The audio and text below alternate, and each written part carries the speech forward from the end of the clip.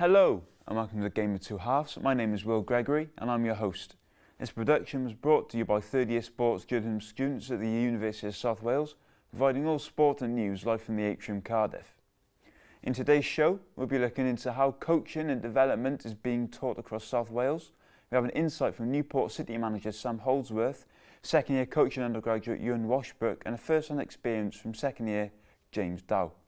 Up first, we have a recap of the upcoming sport and news across Wales. Moving on to this weekend, Cardiff travelled down to Swansea in the South Wales derby. Swansea previously beat Blackburn 2-1 last weekend and Cardiff capitalised against Bristol City in a 1-0 victory in the Sevenside derby. Cardiff are looking strong after taking all 3 points against Ipswich after a 2-1 win on Saturday. The upcoming derby will be an interesting encounter for South Wales sides. Newport head to second place Stockport in League 2, looking to get a run of form. And finally, Wrexham travelled to Morecambe, taking all 3 points in a 3-1 away win. This keeps the hopes of Wrexham's promotion alive as they remain third in the playoff positions. Over to rugby, the Six Nations continue this weekend with Italy beating Scotland 31-29. Ireland travelled to Twickenham and showed courage to win against the favourites in a 23-22 win. Wales will be trying to get their first win of the campaign against Italy in the heart of Cardiff at the Principality Stadium. Unfortunately, Wales could not capitalise and are yet to see their first win of the tournament and showed 45-24, leaving at the bottom of the table. Now, we head to the sports park as second year James Dow tells us more about the sports journalism course. My name is James Dow and I'm on the second year of the course. Why have you decided to join the sports journalism course at USW? I've always had a keen passion for football. And I went to uni a couple of years ago during COVID, but the course wasn't for me particularly. It was more business orientated. So I thought I like to write about sports, so I thought I'd have a look at the sports journalism course here at USW. What's been the most memorable thing that's happened to you since being on the course so far? I think the most memorable thing I've done so far is working at the press box at Cardiff City for when they played Swansea City last year in the South Wales derby. As a Swansea fan, a 99th minute winner against your local rivals, you don't get much better than that. On the other hand, what was the most difficult or most challenging thing that you faced in your time on the course so far? I think the most challenging period I've had is doing the graphics work. I've never always been the most creative person, so to try and think of ideas was a little bit difficult, but I got there in the end. And then finally, have you got like an idea of what route you want to go into in journalism after you finish the course? I think I want to go into club media. It's kind of what I've looked at previously. Currently I've got a work placement with Swansea City, so I'm primarily just writing at the moment, but I'm hoping to go into potentially looking at the videography side of it and again the graphic side and just go from there really. Magnificent work, James. An ancient insight into the course USW has to offer. We now move over to Newport City to see how manager Sam Holdsworth is pushing for promotion chances. Selfless. So, can you just introduce yourself and please tell us what is Newport City? My name's Sam Holdsworth. I'm co-owner and manager of Newport City, a football club that's been playing in Tier 3 now for the last 8 years of Welsh League football, and the club at the heart of the city. What do you consider the most important qualities for a successful football coach? At this level it's hard because there's so much to consider. We've got players where it's either their hobby or they're not even semi-pro yet, so having a coach first of all is having the amount of players turn up for training, make sure you've got the right facilities on offer, which we have, but the hardest thing as a coach really is having the team that can do what you're asking of them. Senior football, that's difficult at times, so you need to adjust. You can't just have a one rule fits all. But yeah, look, as a coach you're learning all the time, no one's ever perfect, so it's a tricky question to answer. You mentioned the coaching element. Do you have a full-time job alongside it, and how would you balance your coaching alongside your job? Yeah, full-time job Monday to Friday, 2 little ones as well, so family as well as work. The balancing's hard. It's been something that takes up a lot of commitment. We found out for a coach Bezo, who's at Risca, same level as leaving after 7.5 years. It's difficult. It takes its toll at times, but you fit it in. When it's something that you love, you find a way, you find time.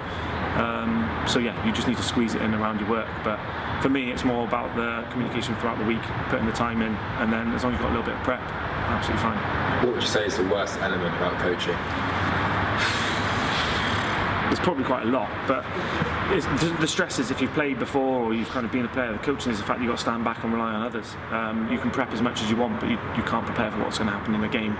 The toughest part is making the decisions. Like now we're in a position where we're leaving good players out. You make friends with these players. You got to make tough decisions.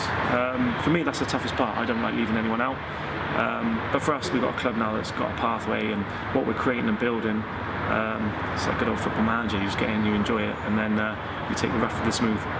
What advice do you have for aspiring football coaches that want to get into the industry, and how would you embark in the industry in today's age? Volunteering and starting young. Start with youth ages. I started with 18s and then 19s. I could have started younger at minis and juniors, but starting at 19s was a great learning curve for me. And even through uni when I was there, I was putting my time in. So it was all about volunteering, putting the time in, learning from others, and then the progression just comes naturally. If you're committed and you put the time in, you'll get an opportunity. And for coaching, really, like success now, winning a game of football, you can't beat it on the weekend. So when all the hard work does pay off, which it eventually will, there's no better feeling. You mentioned winning a game of football. What's your, lastly, the most memorable memory as a football coach? Oh God, it's got to be last season. We were battling to stay up. I'll tell you, Bluebirds away. We went there with bare 11, and then Ethan's flicked over the head. Kaz scored in the 1-0. They're a team that won the league in the end, and we've nabbed the 1-0 to stay in the division. That was when we were on 4 points at Christmas, and you think that's it, you're gone as doom and gloom. And to come away and to go and win that game, I don't think I've had a feeling quite like it. That was up there with one that sticks in my memory, and it will forever. Thank you, sir. Up next, we have an insight into how coaches are developing their skills and trade with second-year Cardiff Met undergraduate student Ewan Washbrook.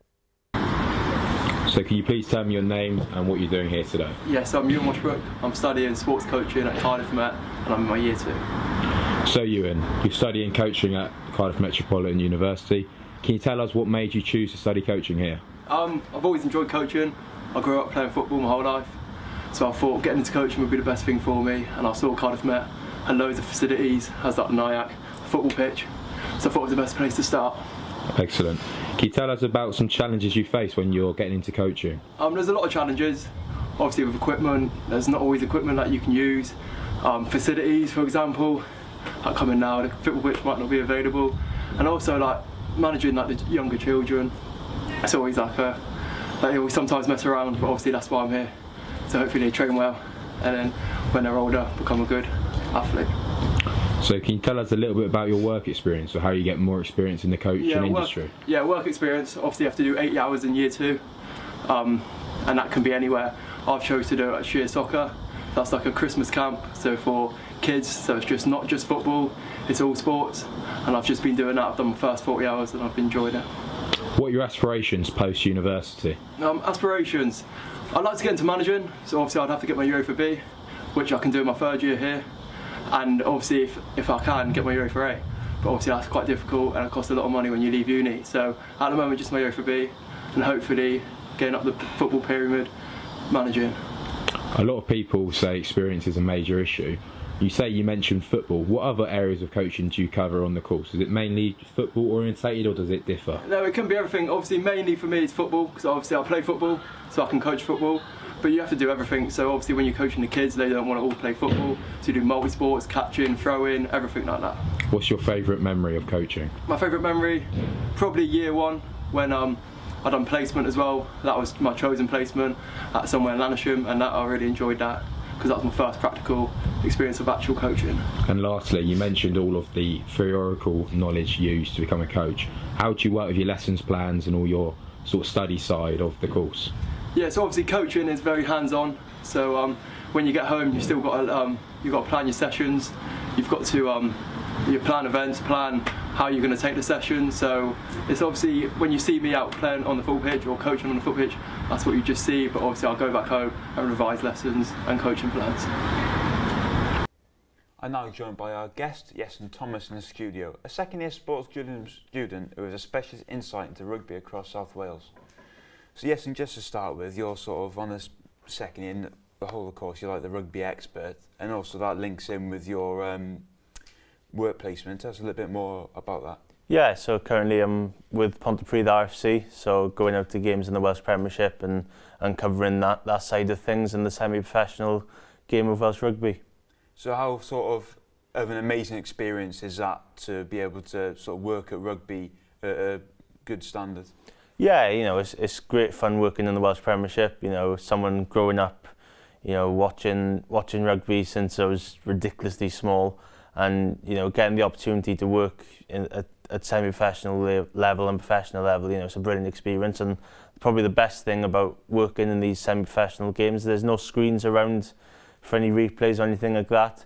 So if you miss something, you either have to ask around and try and find out what you've missed, or you have to be really on it in terms of covering the particular game. So how important, because obviously a lot of people just see rugby at the professional standards at like the Six Nations, how important then is the grassroots level to the development of the game? Oh, 100%. You know, the grassroots is what builds it up.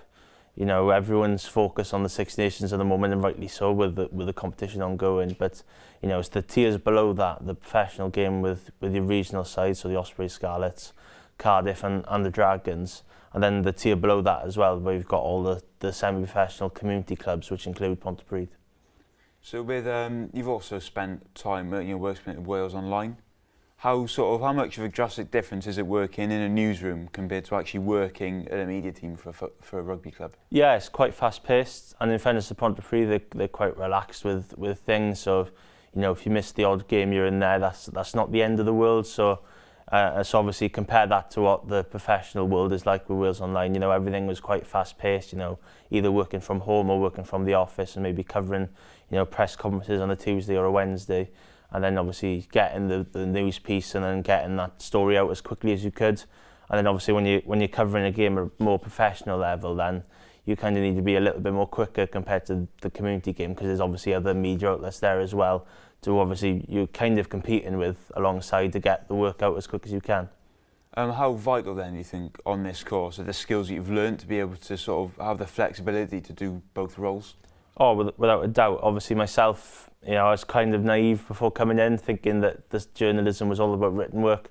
And obviously, as I've seen on this course, it's about many different things, about audio and making video as well. And yeah, it's you know, it's a difference. You know, you learn a lot from your time here at USW, and you just hope that they all set yourself up for maybe hopefully a good future. Just to quickly have a look at the Six Nations. Wales have struggled so far in this campaign. What do you think has gone wrong for Warren Gatland's side? Well, I think it's probably because of a new rebuild era. I think most nations go through it during, well, especially after a World Cup. So the first Six Nations or the first year or so, you're kind of trying to try out new combinations and new players. Obviously, Wales have had a lot of retirements over the last year or so, and there's been a lot going on off the field as well. But you know, the encouraging thing is that the younger players are staying in matches and they're developing. Of course, the short-term gain is that you're not winning many rugby matches, which at test level is really important. But there's some green shoots, which is encouraging. But obviously, after yesterday's game against France, with the way that the French pulled away in the final 20 or so minutes, it's obviously quite a hard defeat to take. So just one final question then. Is there any advice that you would give to people looking to join the sports journalism course? Just go out there and try and get as much coverage as you can, either off your own back or maybe through a club. You know, just even if you just start up a blog online and things like that, you know, it's all worthwhile. Thank you, Yesin. It's been very insightful. Here is a look at what you can expect to see next week. It's a fast-paced, full-contact sport. It's just you've got your mind focused on the game, forget about everything else, get that pass in, get that goal in, get the tackle. So we are South Wales Storm, the ultimate frisbee club. I'm Matt, I'm 19 and I'm a second-year sports journalism student. My name's Callum Ellis. I was one of the first ever to graduate. Reporting on Octopus, also known as underwater hockey. It's where you're really fighting to come up. I think the culture of frisbee is quite unique. Let loose a bit and not think about anything else. And yeah, the thrill of winning. That's all we have time for today. Thank you for joining us. I've been Will Gregory, and next time we have an insight from unusual sports across South Wales with third-year student Joe Smith. Until then, stay tuned and take care. Goodbye.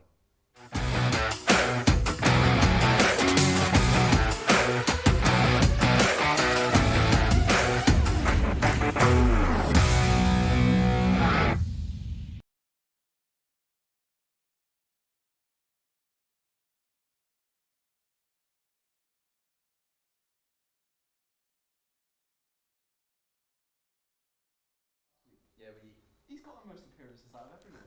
Like, genuinely. Pop the card there. Feel good, yeah. Fan favourite.